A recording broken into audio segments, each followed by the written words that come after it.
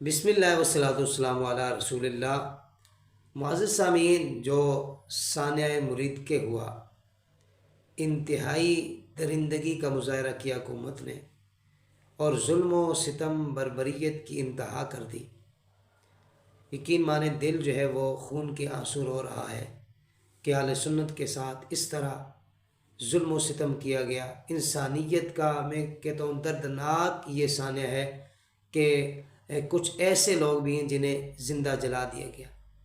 اور ایک چیز پہ بڑا افسوس ہو رہا ہے کہ اہل سنت کے کچھ لوگ جو اپنے آپ کو ٹھیکیدار کہتے ہیں اہل سنت کا، ان کا ابھی تک کوئی مذمتی بیان بھی نہیں آیا۔ چلے باقیوں نے اس وقت کچھ نہیں کہا، ابھی کم از کم کچھ نہ کچھ بیان دے رہے ہیں۔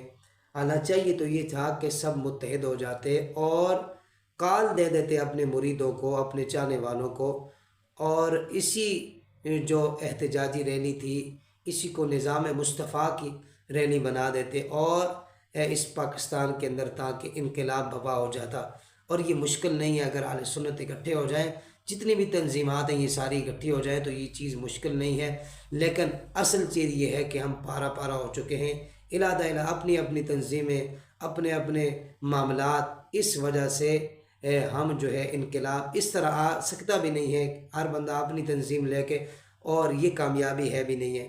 لیکن جو جس تنظیم کا بہت بڑا نام ہے اور جو اہل سنت کا اپنے آپ کو ٹھیکیدار کہتے ہیں، ان کی طرف سے ابھی تک کوئی مذمتی بیان بھی نہیں آیا۔ یار کتنی درندگی ہے، اتنا ظلم و ستم ہوا ہے۔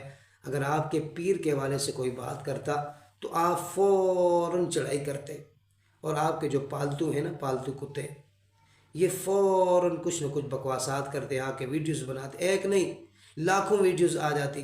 لیکن یہاں تمہیں شرم و حیا نہیں آیا کہ کتنے لوگ نہ حق قتل کیے گئے اور تم سے ایک الفاظ بھی نہ بولا جا سکا۔